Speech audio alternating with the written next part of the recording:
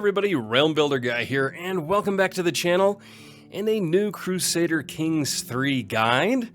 Haven't done one like this in a while, so this is of course the kind of guide where I go into the history and the characters and strategies around some interesting starts in the game. And of course we're here, as you can see, in 1066, and if you can read, you know that this is about the Seljuk Empire.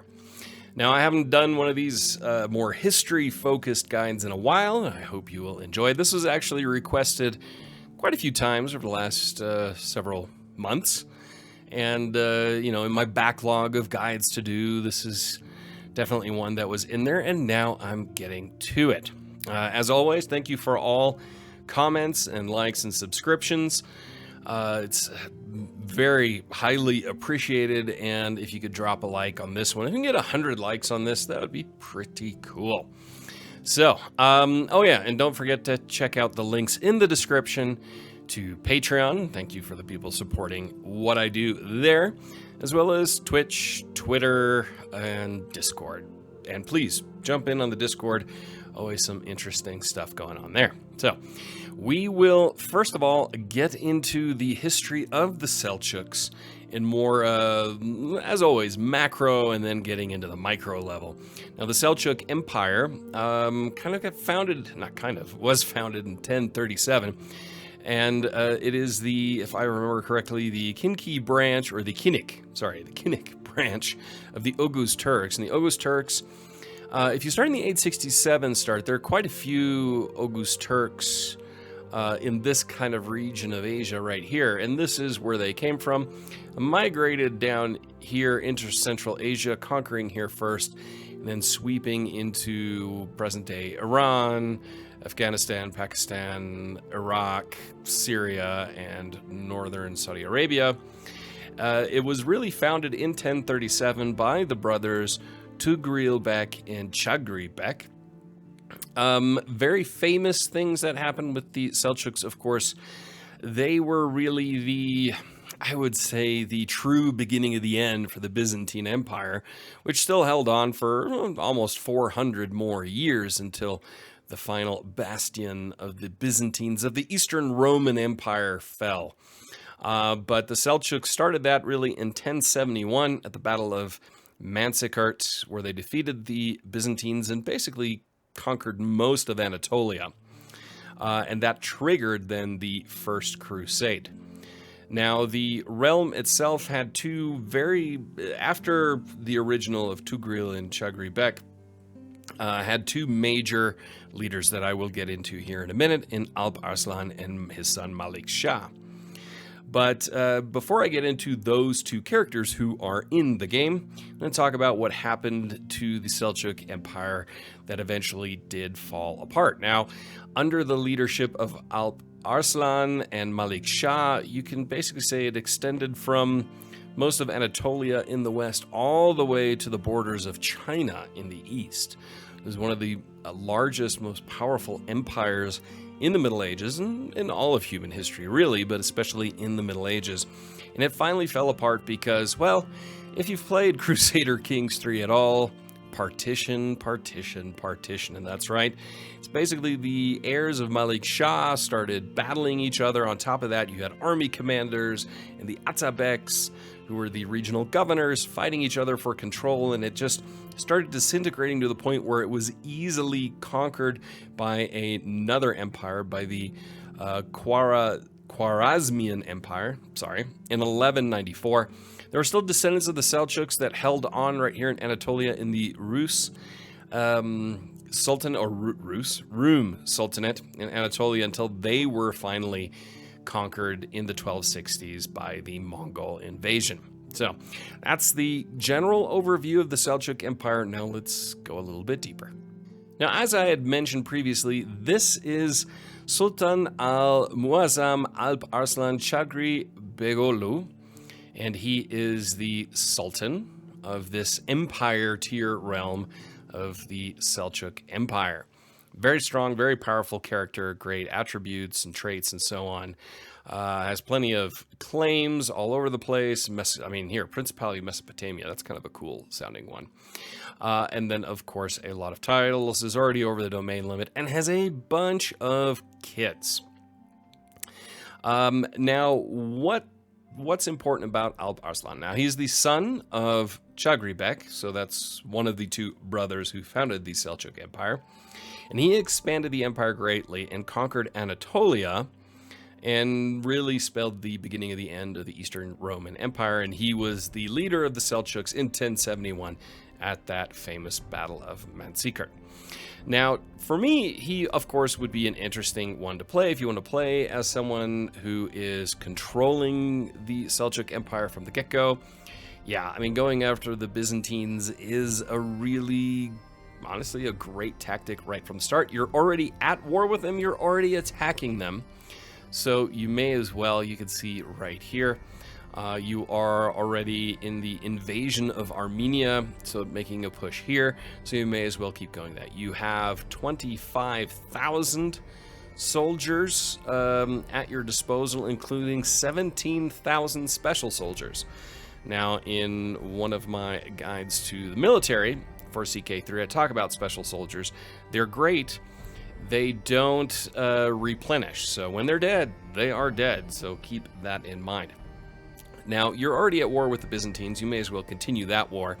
And then look at maybe conquering the rest of the Arabian Peninsula. And then look to the east, as was eventually done by Malik Shah, conquering the lands here, maybe looking at the Ghaznavids. And keep in mind you do have the Fatimids to deal with as well. Now, speaking of Malik Shah, we will focus in on him here in a second as well, and here in Khorasan. Here you have Sultan Malik Shah Alp Arsanolu. Now, he is the Sultan of Khorasan. There are a lot of Seljuks from the Seljuk dynasty in control in most countries, or most lands within the empire, and I'm going to go into a lot of the ones that are not Seljuk controlled. Now, to me, even though he is not the primary heir, the primary heir would be Ayas Alp here, this guy right here, who is the Beylik of West Tokaristan. But to me, Malik Shah, if I can find him again, there we go, is the most interesting one because he really is the one who inherited and grew the empire to the east. You know, taking on the Karakanids, especially here that you have in Transaxonia, and Jetisu over here. So that's the natural expansion for you, in my opinion. This is an area to conquer before I would look at other areas. You can also kind of gobble these guys up here in the Caucasus region, but again, the Byzantine Empire is your #1 target because you're already at war. But if you don't want to be the guy, then Malik Shah, 11 years old, he's betrothed. Of course, he has no children. He has all the claims you need, as well as a bunch of other titles. He is really the one that, to me, if I was going to play a Seljuk, he would be the one that I would play. Not only because, of course, of the historical significance of Malik Shah, who expanded the empire to border China. He kind of brought the Seljuk Empire to its ultimate zenith. He established the Ikta military system and also helped develop the slave armies known as the Mamelukes, which, of course, if you play Europa Universalis 4, the Mamelukes then are where the Fatimids are now. So Malik, and Alp Arslan are the ones that really developed that system. But we have plenty to talk about here in the Seljuk Empire that is not actually part of the Seljuk dynasty, and we are going to start with that now. Now, kind of going from west to east in this trip through the Seljuk Empire, we're going to start with the Mirdasids, and here we have someone with a very long name that I'm not going to try to pronounce. Now, the Mirdasids, they were a local Arab tribe that were actually settled in the Syrian region for quite a long time, and ruled here only a short period of time, though, from 1024 until 1080. They were known as urban developers, and they were also tolerant of Christians. Actually, quite a few Christians they employed as viziers at their court, and they had very close ties with the Byzantines, which really kind of led to their downfall. I mean, the Seljuks didn't like that at all, and so eventually they kind of took over and ended the Mirdasids. Now, just to the north of the Mirdasids, we have the Marwanids. The Marwanids were a Kurdish dynasty that ruled in this region for, I mean, really just barely over 100 years, from 983 until 1085. They were also a bit of a thorn in the side of the Seljuks. Like a lot of these non-Seljuk rulers in the region, they fought against the Seljuks when the Oghuz Turks kind of flooded in from Central Asia.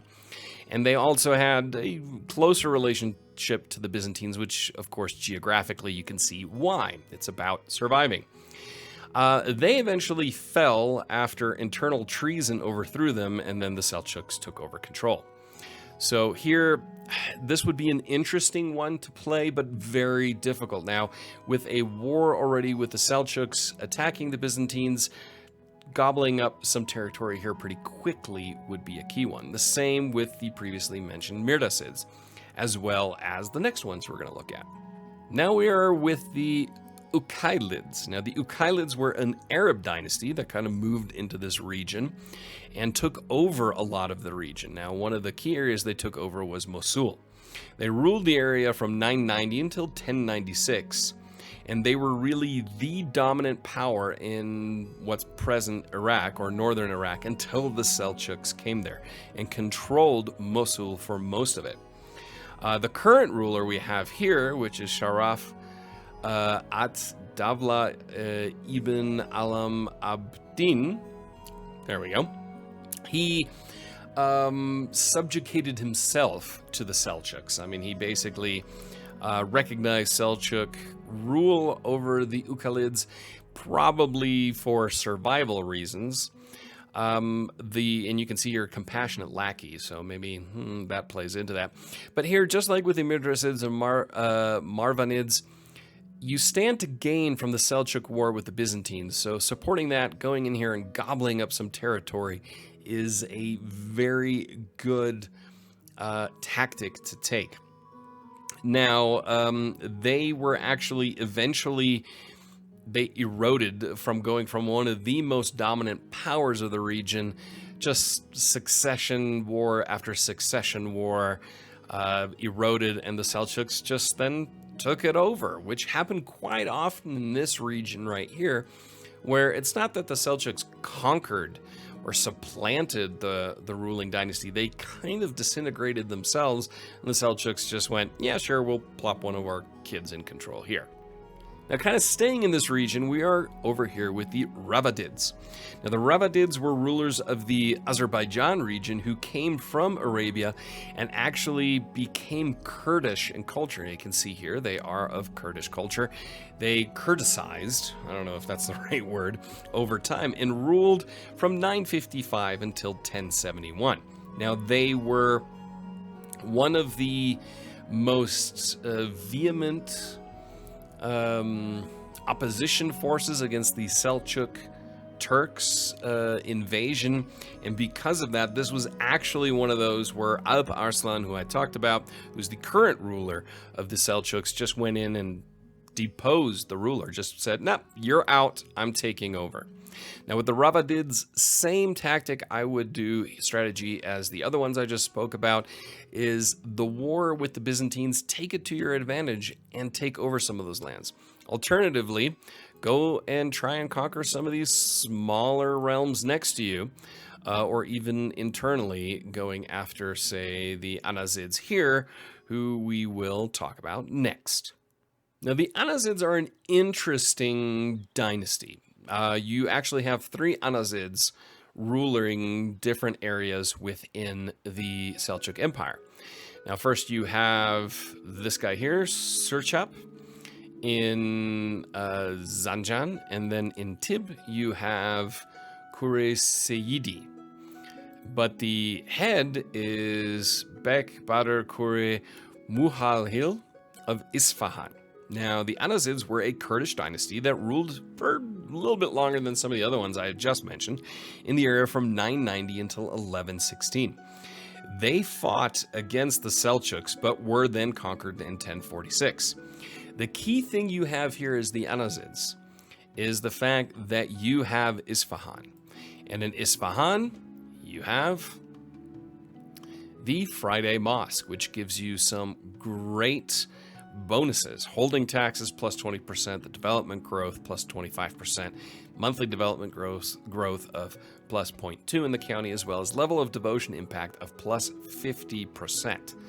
Now, Isfahan was an area that was fought over a lot, and we're going to get into another dynasty that fought over it as well. But as far as the Annazids, now your heir is your son, who is in charge over here, who already has a son. So the line of succession is clear, but you're a little bit isolated. So maybe look at conquering some of your neighbors around you that are not exactly from the Seljuk dynasty, like for instance in Yazd, or if you're up here, going after the Rawwadids previously mentioned. So having kind of that internal growth would be, I would say, something I would focus on, especially since you have Isfahan, one of those unique buildings that does give you a lot of great bonuses. And I forgot to mention, there's actually one more Annazid right here in Kermanshah. So you actually have a pretty decent, and these are the two, I guess they're brothers that can inherit from one another. So your family is pretty well set up in a few different holdings within, or counties within, the Seljuk Empire to expand to. Next, we move over to Yazd and the Kakuyid dynasty, headed up here by Faramurs. Now, the Kakuyids are a Dilemite dynasty and then ruled in the area from the year 1008 until 1141, so a pretty long period of time, all things considered. Now, they had constant fights with the Annazids next door because they wanted control of Isfahan. They eventually won control of Isfahan until the Seljuks came in. The Seljuks kicked them out of Isfahan and gave Isfahan control to the Annazids.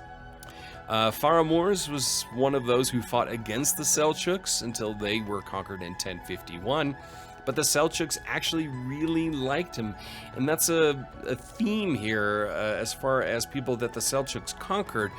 When they fought well and they were honorable people, they did honor them as well. So he was favored by the Seljuks and was actually in their inner court.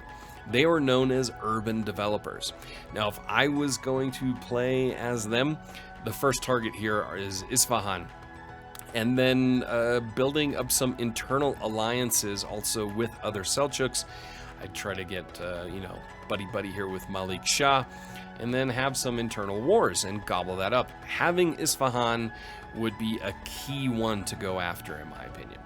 Now, just as a quick side note, the Sunni Caliphate, of course, is here, and I'm not ignoring them. I did talk about them in a separate video, so I'm not going to talk about them here specifically.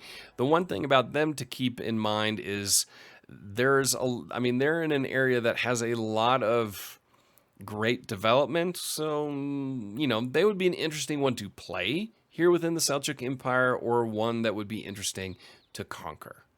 And now we're going to one of the two very interesting stories within the Seljuk Empire that I have not covered and that are not Seljuk. Now, we're in Fars, which is the Atabegat of Fars, a duchy tier realm. And within there we have the county of Shiraz. And here we have Bek Abu Ali Fana, Khosrow Abu, Kalijarzadeh of Shiraz. Here's the key one, House Buyid. I don't know why they're considered obscure, if I'm perfectly honest, because the Buyids ruled in this major region from the year 934 until 1062, when they were finally defeated by the Seljuks. They were kind of The in-between, they call, I read somebody described it as the Iranian intermezzo between the Abbasids and the Seljuks. So they were actually defeated by the Seljuks in 1055 and finally deposed in 1062. But they were still honored by the Seljuks. In fact, when this character here finally actually died, he was given a very honorable funeral by the Seljuks. But what's interesting about the Buyids, at one time, they were the most powerful dynasty in all of the Middle East for a good 100 years. So from about the middle of the 10th century until about the middle of the 11th century. And they had a very substantial empire that they ruled. Present day, all of Iran, Iraq, Kuwait, and Syria, as well as large parts of Oman, the United Arab Emirates, Turkey, Afghanistan, and Pakistan. One thing that was also interesting about the Buyids is the fact that they were very dedicated to the Persian culture and the Daylamite culture and the Zoroastrian culture. Now, they are not Zoroastrian, they are of Muslim faith, but they revived a lot of the symbols and traditions of the Sasanian Empire. And in fact, when the Buyid kings ruled, starting in the late 10th century, they referred to themselves as the title of Shahanshah, which literally translates to King of Kings. So this guy, along with another one that I'm going to talk about after him, is for me one of the most interesting ones to play. It's definitely a very difficult one because you are just a county within a duchy that I don't know what direction it's really going to go. You do have some good traits and attributes, but that probably changes with time. You don't have much of a military. You're pretty poor. You've got no prowess. You're not married. You're 34. You've got no kids. It's a very, very difficult start. But if you could rebuild the Buyid dynasty and rebuild basically that Persian Empire from the inside, that would be pretty interesting. Now, it's going to be very, very difficult.